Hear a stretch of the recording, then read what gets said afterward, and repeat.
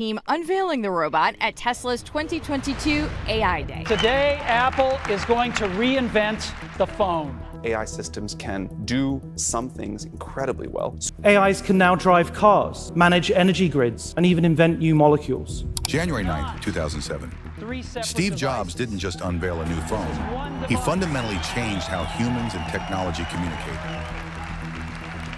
And we are calling it iPhone. Before the iPhone, computers were tools we used. After, they became extensions of ourselves. We carried them everywhere, touched them 2,600 times a day. They learned our patterns, our locations, our desires. We think there are going to be several 100,000 people lined up Friday night and Saturday morning just to have the first one. David Pogue did, and as he showed us, step one is using your digits to unlock the iPhone's much-hyped features, whether playing videos or even resizing photos. It's got everything you need, all wrapped up in one. People are already waiting in line. Ultimately, the build-up is built on Apple's now iconic iPod, which debuted in 2001 and has since sold more than 100 million units. Jobs created the interface, the window through which we'd experience everything that came next. But the iPhone was only the beginning, because while Jobs was perfecting the interface, another revolution was quietly brewing in the realm of pure intelligence. While Jobs was changing how we interact with technology, Sam Altman was changing what we interact with. By the fifth day, we had gotten 1 million users. Kept going from there.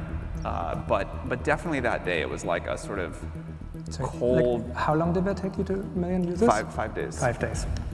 November 2022. OpenAI released ChatGPT. 1 million users in 5 days. Not because it was useful, though it was, but because for the first time in human history, we were talking to something that seemed to understand us. According to SimilarWeb, a market research firm, ChatGPT's average weekly active users reached the 150 million mark for the first time this year. This wasn't a search engine. It wasn't a calculator. It was intelligence, disembodied, scalable, and growing exponentially. GPT-3 could write essays. GPT-4 could pass the bar exam. GPT-5? Altman himself says he doesn't fully know what it will be capable of. I think in many ways, GPT-5 is already smarter than me, at least. I think a lot of other people too.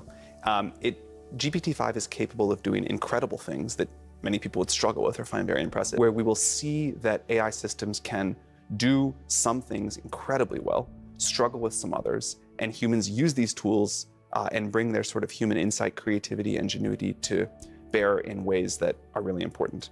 But here's what Jobs and Altman both missed. Intelligence without a body can only do so much.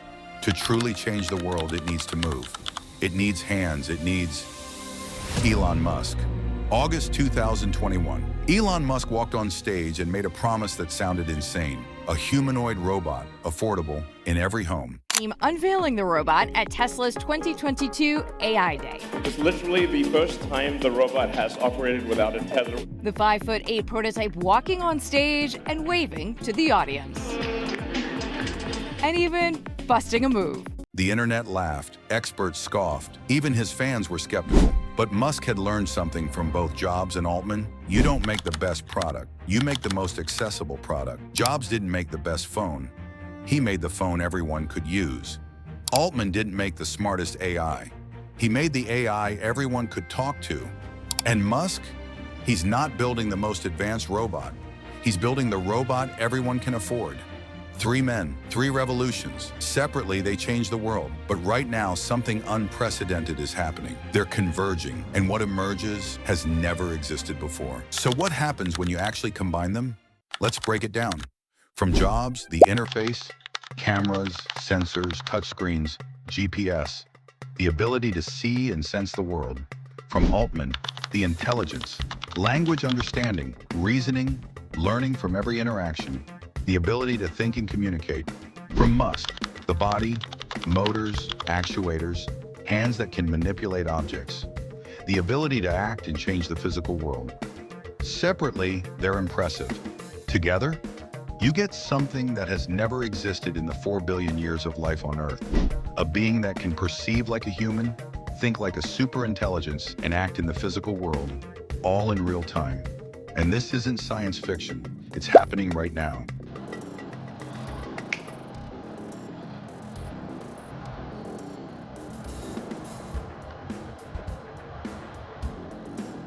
Let me show you what this convergence unlocks.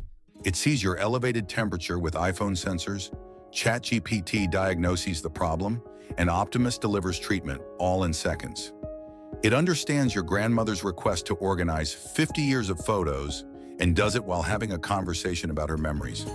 It teaches your child math by showing and guiding, adapting its approach based on how your child learns best. And when disaster strikes, 50 robots coordinate like a single organism, thinking together, acting separately, saving lives.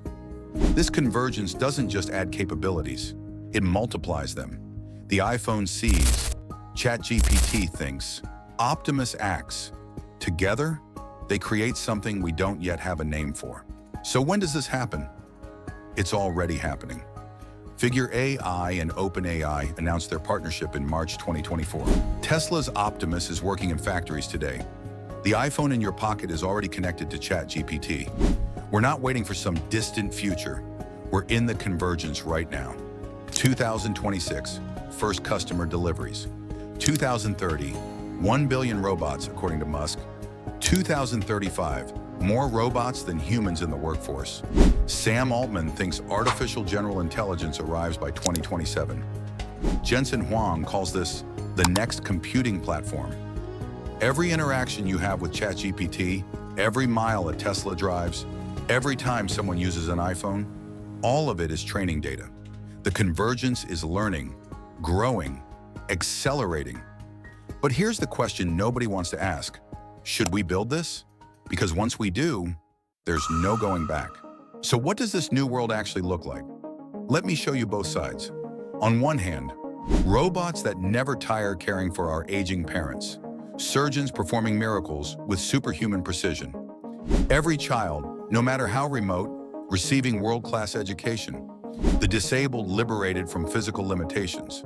Our planet healed by tireless workers who plant billions of trees and clean our oceans. But on the other hand, 40% of jobs gone by 2035. The richest families with armies of personal robots while others have none. Authoritarian regimes with perfect surveillance and control. Humans growing lonelier, more isolated, preferring digital companions to real ones. And when these systems fail, and they will, who's responsible? The truth, it won't be one or the other. It will be both.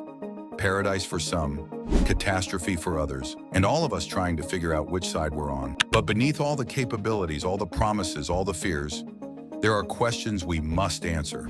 If robots do all the work, what gives human life meaning? For millennia, we've defined ourselves by our labor. What happens when that's gone? Will this technology liberate humanity or just concentrate power in the hands of whoever can afford it? We've seen this pattern before. Every industrial revolution creates winners and losers. Subscribe for more.